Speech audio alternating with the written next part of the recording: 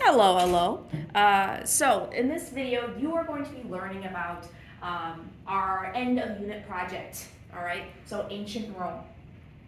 Something I wanted to explain that I'm doing a little bit differently with this project that I haven't done in the past is instead of having you guys do a project where you're taking a look at the G, the R, the A, the P, the E, the S, asking questions about that, and then having you put it in a brochure or a G slide or a poster, is instead I'm actually going to have you guys demonstrate your understanding and knowledge of ancient Rome by answering a main question in a group. So yeah, the groups are required for this time. So you're gonna be working in a group of either 2 or 3.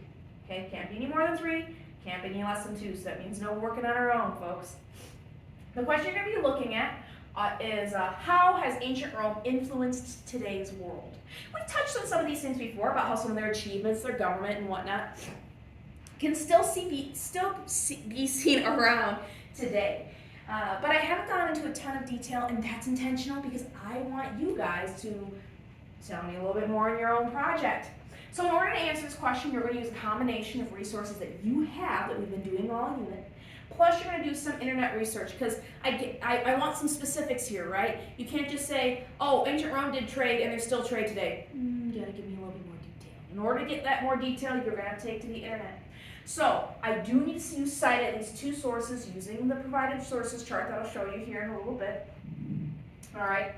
Now, if you use more than 2 sources, you need to cite them all, right? Because remember, any form of plagiarism is an automatic 0 for your project.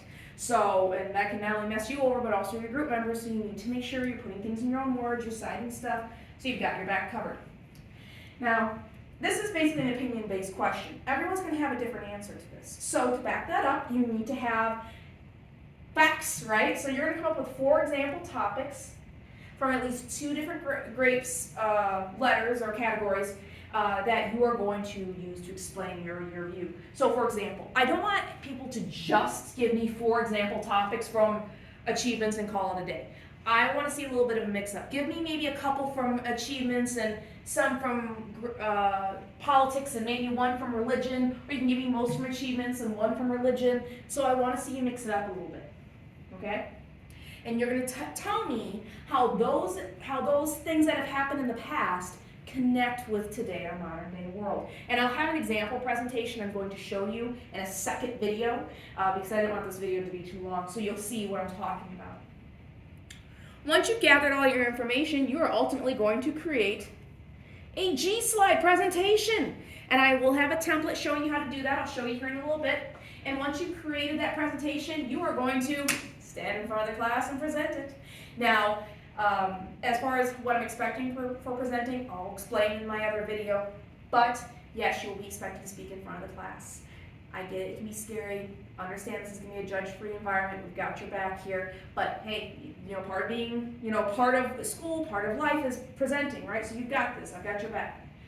Another way I'm going to help you succeed is not only giving you the G-slide setup, I'm going to give you grading rubric that I will have copies printed off in class for anyone that wants it. Some people could care less if they have a paper copy or not, but I'll have them available in class if you like one.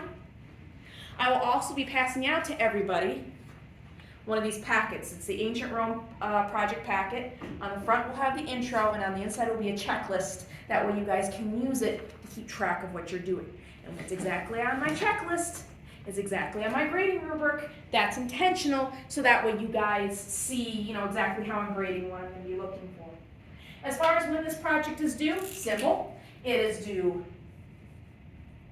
May 9th. Okay, so it's that Thursday after we come back from camp. And it will be worth a whopping 67 points, but no extra credit on this one. Okay, because I've been having that there as a safety net, but the thing is, I'm going to pull it away now. We've been doing this, it's been getting a little harder, right? So that's where I'm pushing. I know you guys can do it, right? If you struggle, remember, I am here, my assistants, I am here to help you. You just need to ask. So to kind of give you a little bit of a visual, because you've already seen this digital version of the intro, I just want to show you, since I have the digital copies up as well, here is my grading rubric showing you all my points. I have space for comments, as you've seen with my other rubrics before, as well as the total point 67 and the percentage you get out of 100.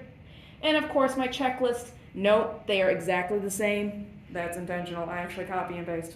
So that way they're mirror. Right?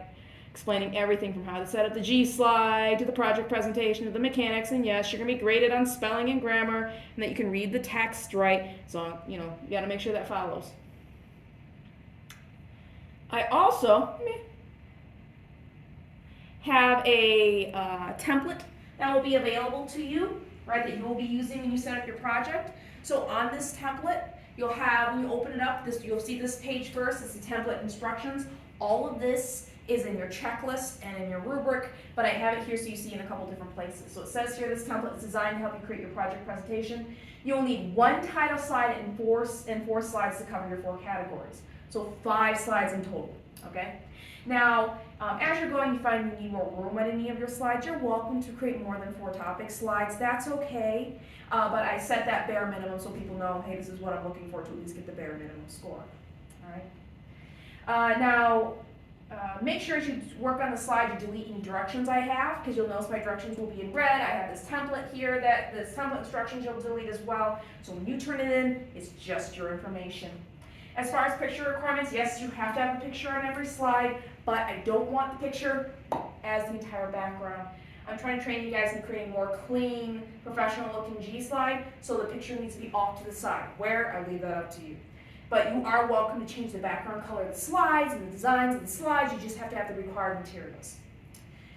Font requirements, yep, all font must be black and Arial text, and the font can be no smaller than size 15.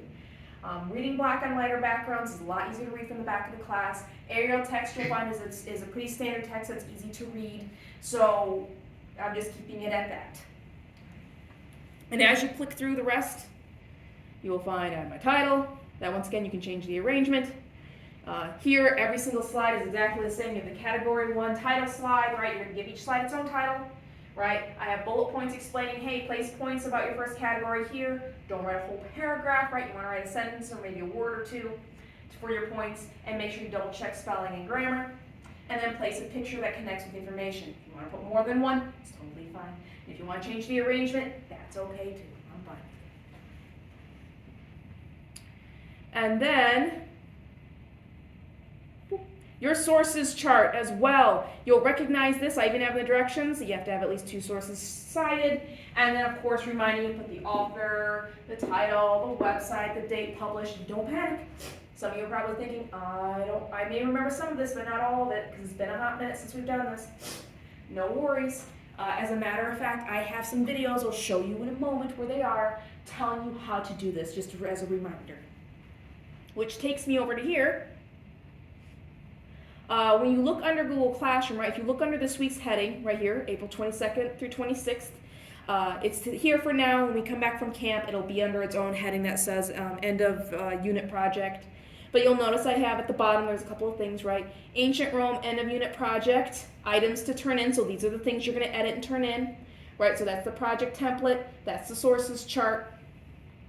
And then separately, I have all the materials in a nice little spot, right? I have the intro, I have the checklist, I have the rubric, I have my example project, I have videos explaining how to fill out each of the categories for the sources chart, like just bite size. The longest one is like 3 minutes long, just to remind you in case you get stuck, right? I'll even be uploading more videos of this presentation and my example up here too, all right? So as always, if you are stuck, you're confused, please reach out because I am here to help you. And as always, have fun.